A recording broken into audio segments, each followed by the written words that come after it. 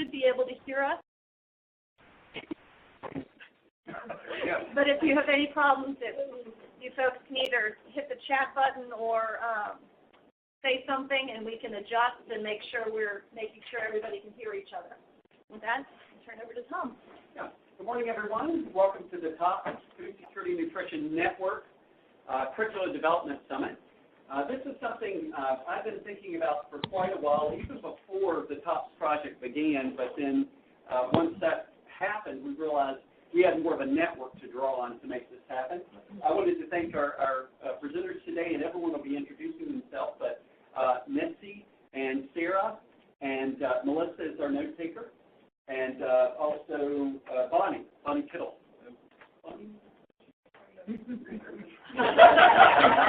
You're larger than life. One thing that I wanted to mention is I've just realized I've been working since 1983, where I started in Haiti, and just how much curricula can really drive a program.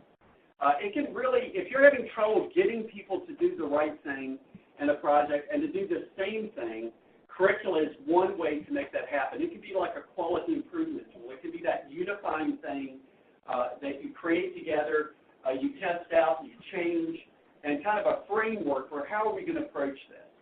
And it is very powerful. I was working on a paper that we're going to be submitting for publication this month, and the Child Survival and Health Grants Program director was involved with this, trying to make it happen. And it occurred to me that pretty much the project was organize people in groups and use a curriculum with them. And that sounds fairly simple. It's very elegant in its simplicity. But what happened as a result of that, and that's really 90% of what happened in the project, was 6,848 children's lives were saved. The final evaluation consultant said it was perhaps one of the best examples of what can be achieved at low cost to improve the health of children in the world. So he said this is one of the best things he's ever seen. And when it really came down to it, organized people into groups, used the curricula with them, and then they in turn took that curricula and used it with others. So curricula really can turn things around. Sometimes I think we try to do 15 to 20 things in the project, thinking the more different things we throw at people, the better chance of success. And sometimes if you have a really good curriculum and really good behavior promotion materials, you can turn around a lot of things without changing other things. Even structural changes, when you read some of the latest economic books, they talk about the demand side is often much more important than the supply side. We often think, well, if we had more clinics, if we had more inputs for agriculture, these things would change. And they're saying, no, really, when you look at some of these, what really changes when you create demand, often that's when things get turned around. Even the most successful thing, I think it's second most successful thing they found, to increase years of schooling. Can you guess what that might be? If you want to increase how many years kids stay in school in developing countries? 3 or 4. Pardon? 3 or 4. Yeah, what would be the thing you could do to improve that? How long kids stay in school? Materials? Class size? We have free lunch? None of that. It was convincing parents of the economic value of keeping their kids in school. That's a behavior promotion thing, right? And I think number one was actually de-worrying children. Had a huge impact on how long they're in school. So sometimes the things we've been thinking are the most important, and they're very structural. We can deal with them right at the household level. We can deal with them in terms of promoting behaviors. So I'm hoping that we can learn from each other today how to use this powerful tool, which is curricula, and share with each other, because we have not pulled everyone into one room, to my knowledge, ever, that mainly focuses on curricula. And that's one thing I wanted to do, because I know there's a lot of great minds in this room, great resources, and we need to do a better job of sharing them. So this time I'm going to go around and give everyone a chance to introduce themselves. Remind people in the room to speak up. Hopefully the folks online can hear us. But if you can type in if you don't hear people well. Introduce myself again. I'm Lynette Friedman, and I'm a consultant who will be facilitating the meeting today. Melissa? I'm Melissa Trevor. I'm the program TOPS, and I'll be helping everyone on. Bonnie and Rick around. And my name is Bonnie Fiddle, and I'm a consultant to my own company, and I do a lot of training and curriculum design and behavior change. And whatever you ask me to do, I'll try to do it. Yeah, my name is Valerie Stetson. I'm an independent consultant. I have a lot of experience in dialogue-based adult education, and I've been overseas for a lot of years, and I've just moved to this place. I'm Sarah Shannon. I'm the Executive Director at Historian Health Guide, and it's great to be here and be in this room with all of you all. My background is as a health educator.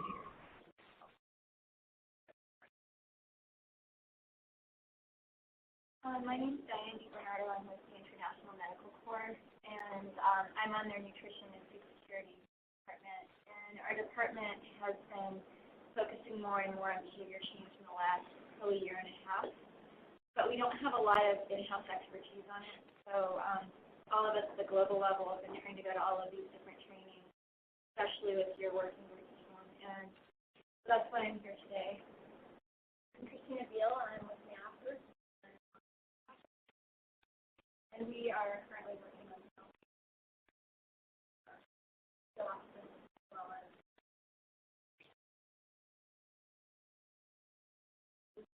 Laura Bry. I'm with ADRA International and the Health and Nutrition Center. So we're working on food security programs and incorporate IOSCF. People can speak up a little bit. We've got a message here saying we're kind of muffled. And the microphones are up in these little boxes here. Yeah, there's these little You boxes. can always We look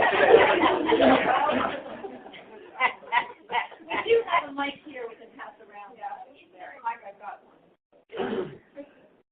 Peggy?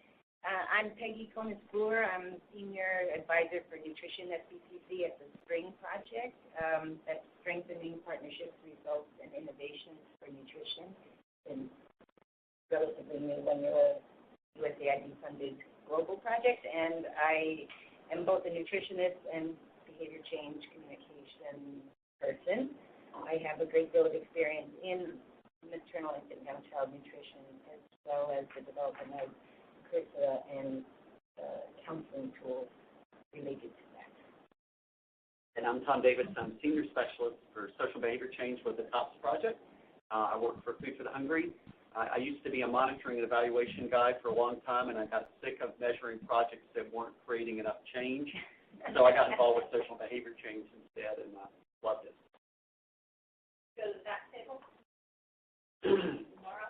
Okay. I'm Mara Russell. I'm with Land O'Lakes International Development. And my focus, I'm the practice manager for food security and livelihoods.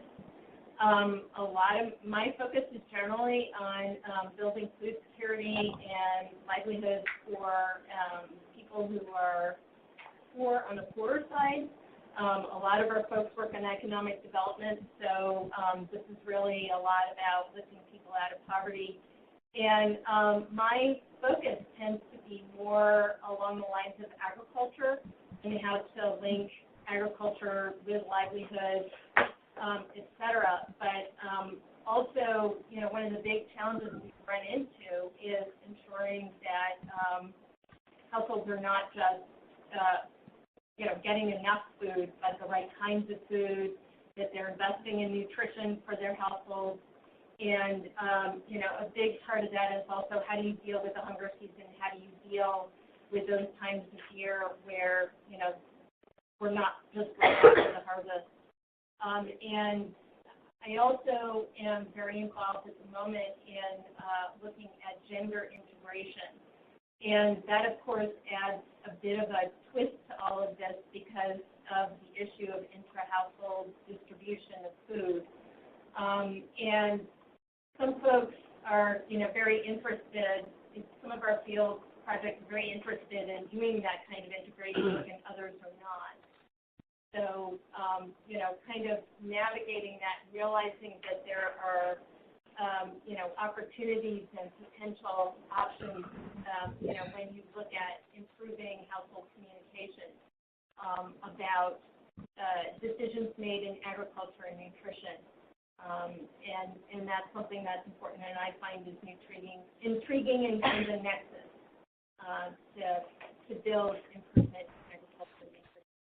Anyway, I'm here basically to get some pointers, to be honest, because I'm in the midst of developing some in-house tools, looking at improving livelihoods and also linking agriculture and income with nutrition at the household level.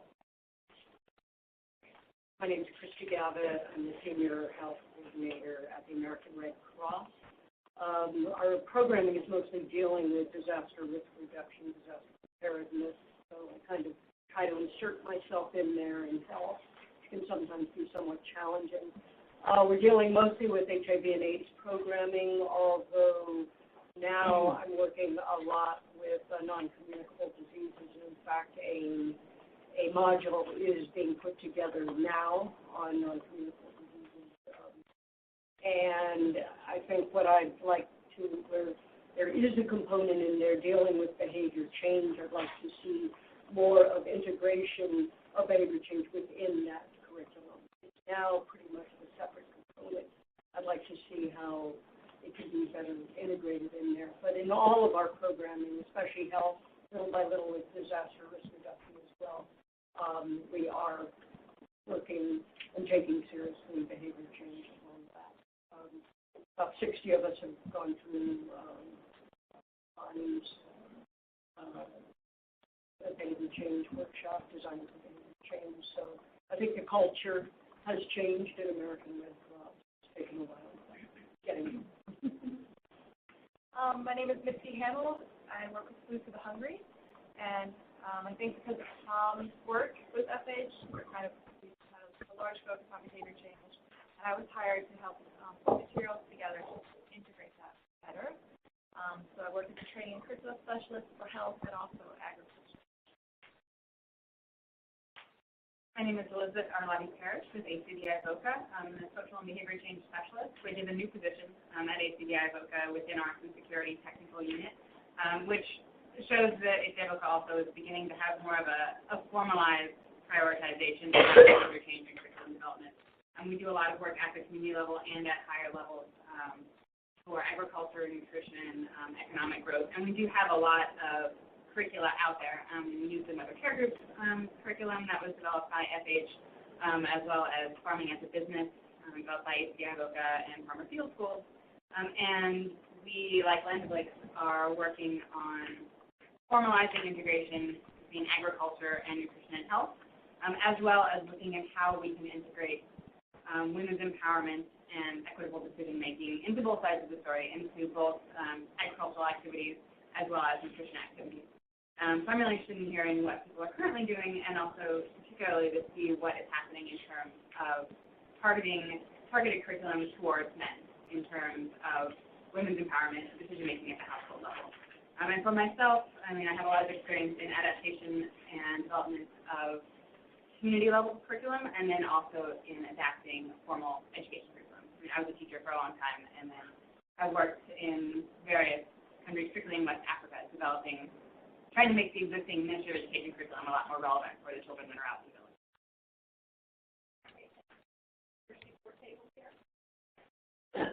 My name is Rafael Carranza from Procomida, Mexico, Guatemala. I work in the Behavioral Change Communication Strategy program. My name is Raquel Camey. I'm also from Mercy Corps Procomida program in Guatemala. I'm the Curriculum Development Officer and Service Training Specialist.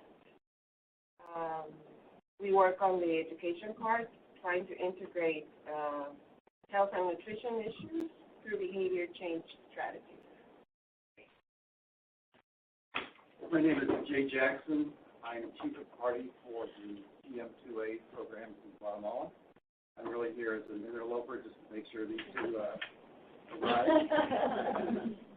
I have to apologize. I will be coming in and out because I have some other meetings today. That's why I came to Washington. But I thought this was a wonderful opportunity to see what everybody's doing in this community and to share some of our experiences.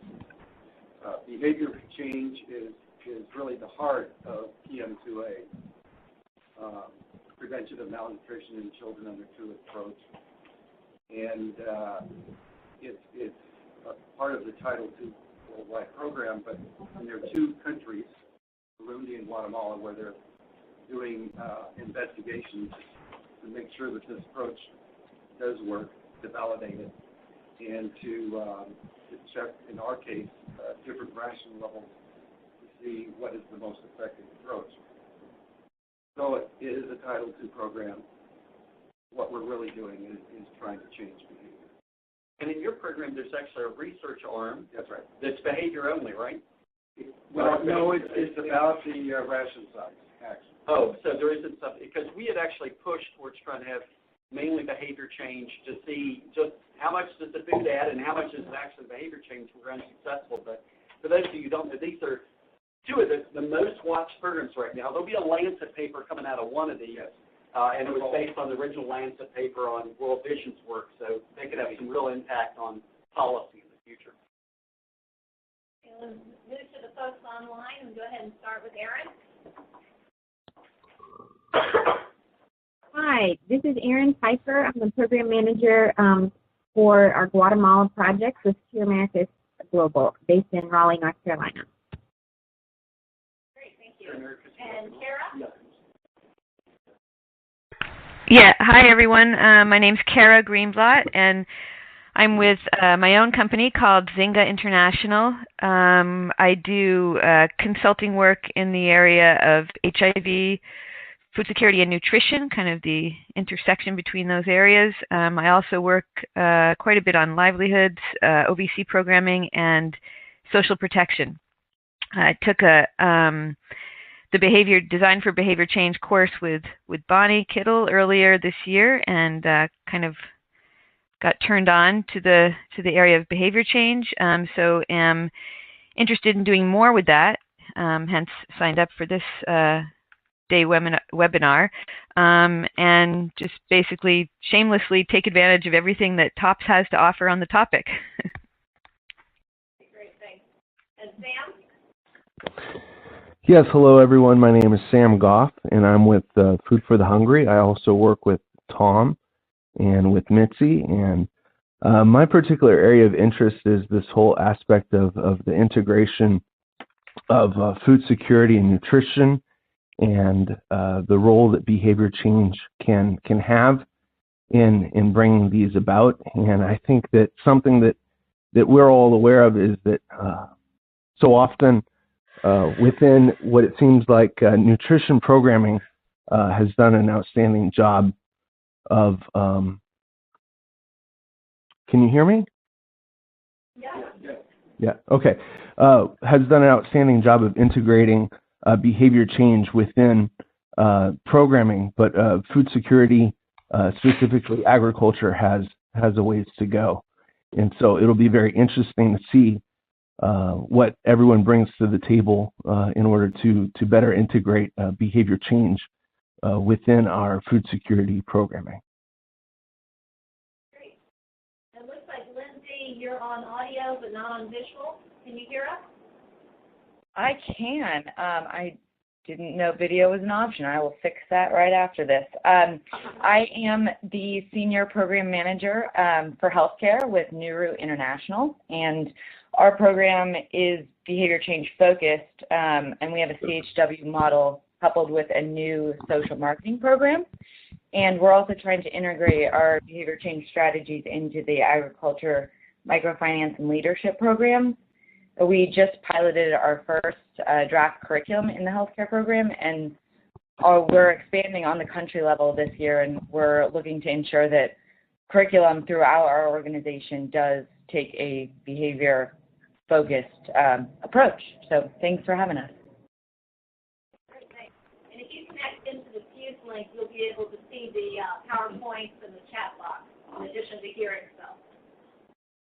Great, thanks a lot. And thanks. Erin, you just joined us in the room? Yeah, I'm Erin Lauer from Save the Children. Sort of to make sure that we as folks at the top benefit as much as everyone else is. So continue to engage in our MyApps and security projects. There's a chair front and center here if you'd like one. Okay, we go ahead and switch to the first PowerPoint. And to let the folks online know that we started off this morning sharing 2 things you have and 2 things you need related to curriculum development and behavior promotion materials. So since you all weren't able to do that remotely, throughout the day, feel free to type in anything to the chat function, and we can post those here and see if either online you guys can share with each other, or we can post those in the room if anyone has some of the things that you guys are looking for. We can include you guys in that. So the first part, go ahead and go to the next slide. I'm going to go quickly over the objectives and the agenda for the meeting, and then jump right into the results of the survey that was done prior to this meeting, so that we can kind of all get a common understanding of what people had to say. Go ahead and put them all up. I didn't intend to have them come one at a time. So the meeting objectives you guys have already seen. The first one is provide a forum for knowledge sharing. And so therefore, based on a lot of the survey responses, especially around what you guys wanted out of the meeting, challenges or people had in organizations, we have 3 presentations from Mitzi, Bonnie, and Sarah. Who'll be talking throughout this afternoon about different experiences, different issues within curriculum and materials development, and then the experiences that they've had within their organizations or as individuals. The second one, identify essential elements, key guidelines for design of curricula and behavior promotion materials that can be communicated and used by food security implementers.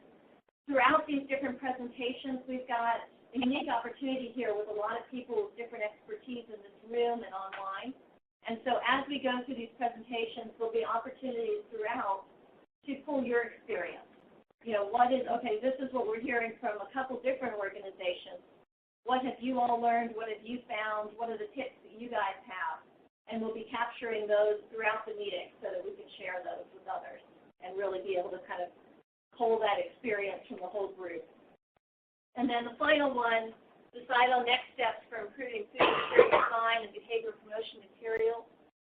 So you see, at the end of the meeting, we have 2 sessions where we're kind of brainstorming ideas around what could really help in the future, what can help build the skills of others, what this group would be interested in. We'll be asking by the end of the question if this group is interested in forming an interest group or continuing to get together. If people are interested, as we identify some of the potential needs to improve skills out there, if there are things that people want to work on together that are challenges across organizations. We'll have an opportunity to revisit that this afternoon and kind of answer that question by the end of the day. So hopefully that's what everyone thought they were coming for. Just very quickly on a couple logistic things. We've got the snacks and coffee back here. Please help yourself. We have lunch coming in.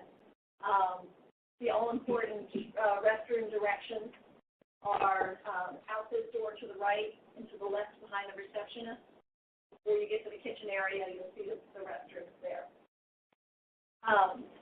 So with that, I'm going to go to the next slide. Okay. On all of these, you just get them all down. So the survey itself, this is a Survey Monkey that a number of you answered. The total number of people responding was 22. The survey went out to the FSN listserv, the Care Group listserv, also sent a number of emails to specific organizations. Who does this work in your organization, or who do you know? And then I sent individual invitations to those folks. Same on the survey, there was a question about who else should be invited, who else really has these skills, who does this in the organization, and those people got individual invitations to respond. So of the people who responded, it was about 50-50, whether the folks responding said that they were the primary person doing the design work, or whether they really kind of made selections about topics, and they supported field staff to actually do the work. So it was a mix there. There was also a mix. There was a number of organizations that recommended consultants, and there were several consultants who filled out the survey. It was very rare that an organization had a MISTI, somebody that was full-time developing curriculum material. And so a lot of people talked about hiring consultants or having field staff actually doing the work. A lot of organizations also talked about modifying existing materials, MOH, UNICEF, other materials that were out there. The average rating, this is on a scale of 1 to 10. So the folks responding rated themselves about a 7.8 out of 10. So fairly high skill level as far as how people rated themselves on this. Slightly lower, but still fairly high for their own organization. And a mix of food security and child survival programming. Okay, next. Next is just a list of the organizations responding. Went out to some additional organizations. These are the folks that responded. And there were a couple organizations that responded that the work happened in the field, and so the person that got the message simply was not knowledgeable enough to fill out the survey. Okay, next. So we asked a series of questions about processes that different organizations use. So the first one was related to overall development of materials, and we got many different lists of itemized lists and various levels of specificity of how people went about doing the development. For pre-testing, adapting, and evaluating, the main response was about focus groups, pre-testing with target audiences, for trainings, adjusting as they cascade down with experience. There were a number of people who raised an issue about the ideal versus the reality, specifically related to pre-testing. That, this is what I know is the right answer. This is what we're saying we do, but the reality of what really happens, we often don't have the time to do that. One person talked about pre-testing the graphics for behavior promotion messages, but often not the message itself. Around how to improve adoption and use, the overwhelming comments were the first two. Training of trainers, involving, especially related to MOH, involving all stakeholders from the very beginning so that people were engaged in it. And then few organizations talked about either headquarters or field staff going out, observing trainings, giving feedback, or having, where there was a large training team, having people dedicated to be able to go out and observe and correct as it went. Okay. We asked about where people got graphic images. The most common one was existing images. People finding those from a number of different places. Local artists, graphic designers on staff or U.S.-based consultants, online sources, and that includes UNICEF, WHO, other NGOs, K4Health. There were several sites that were specifically mentioned that people used. One comment that was made about existing images is there was a big benefit if it was already something endorsed by the MOH. That saved a step later. So you didn't have to get that endorsement. But later on, when we asked about what are the challenges related, writ large, not just to graphic images, but the challenges to curriculum development and to behavior promotion materials development, graphic images came up several times as one of the main challenges that people had related to developing it, identifying affordable artists who could work on the time schedule. And so we will have a section this afternoon as Sarah's talking from Hesperian will also be showing their image library and some of the different tools that are available there. This is also trying to mention, welcome any of you we've got several things that are already over here, materials that people have brought. Please feel free to put out any materials, and on the breaks and lunch, you can go through and be able to see what's out there, be able to see what kind of resources are around. Okay, next.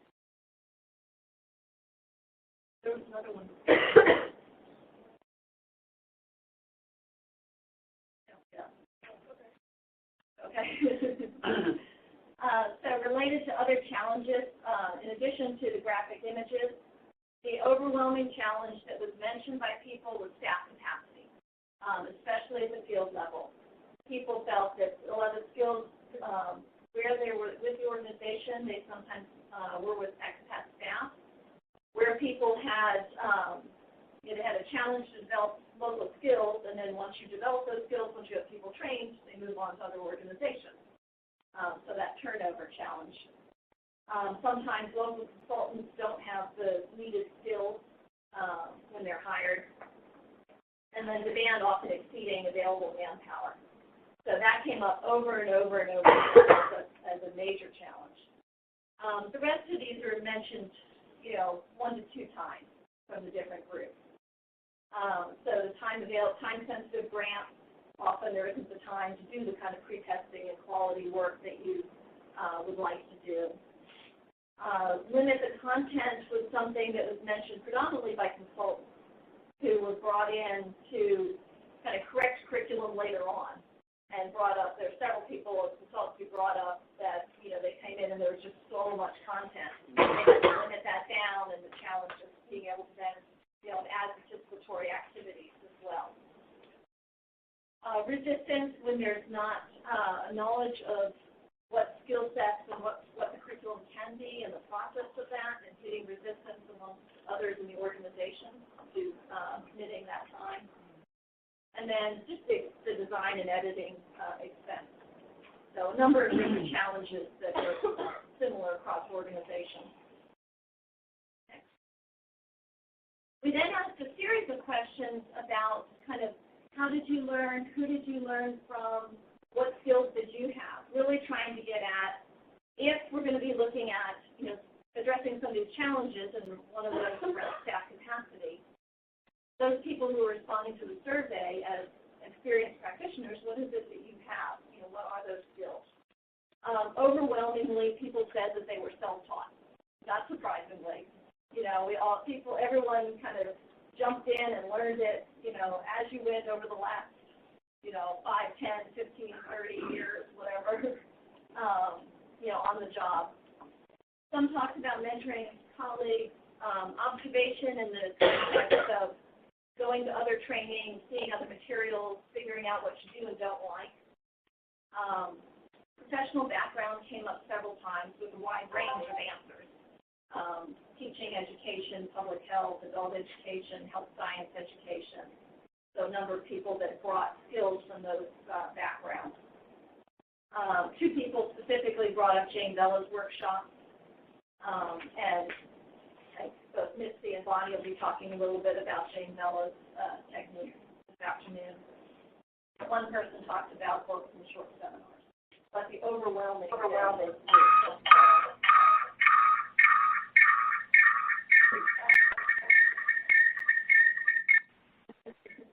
Everyone please mute their lines on the phone.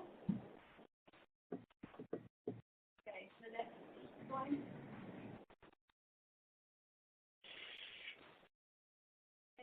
Asking about what skills do you use, we got a wide range of answers here. Mostly broad, adult learning, participatory methodologies, behavior change, some more specific items that people listed as well. Some people wrote things like skills espoused by Bella and Badger.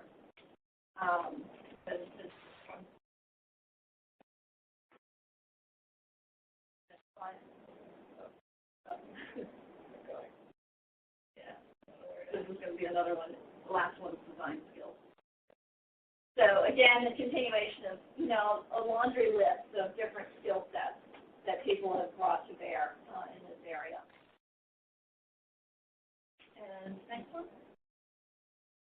Go through the last one is the last line says objective. And then this was actually a really interesting question. We asked, what advice would you give to others? And that's what the handout you've got here. I've got 2 slides with just my summary of some of the bullet points. I think people's actual verbatim is a whole lot more interesting. Folks online, we've got this handout that Melissa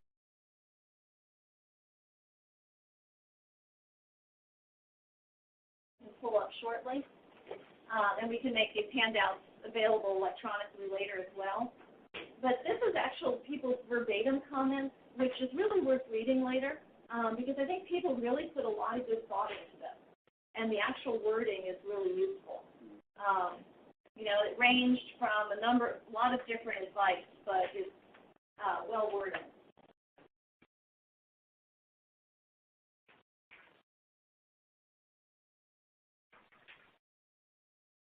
So I won't let you give you time to read through this now, but suggest you may want to look at this at some point. But I did want to kind of quote one of the items that was in here on the back, number 16. It says, consider that curriculum development, even if done principally by a curriculum writer, will take about 30% of a field person's time.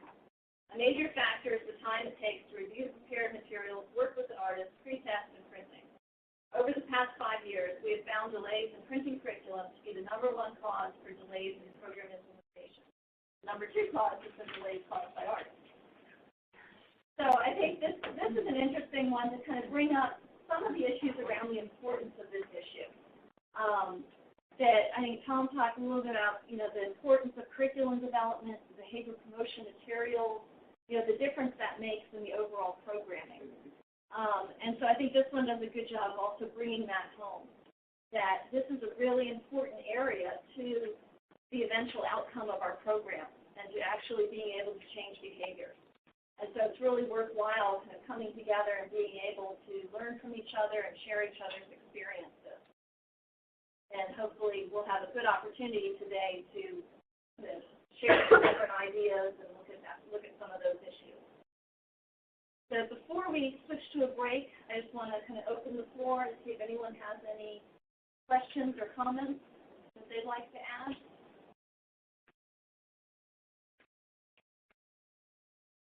Yeah, Nikki? I just wonder, are there some materials that can be taken versus materials that need to stay? Because I know our materials, I hope no one walks away with. So versus transferring, it looks like you have things that can be taken, right?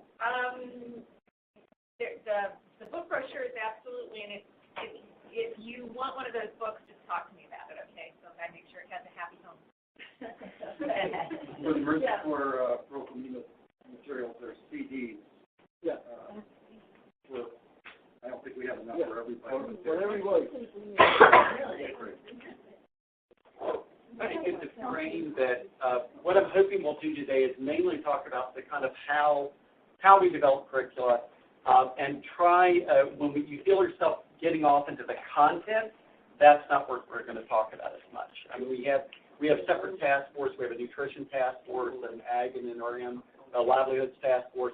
They are really tasked with dealing with content.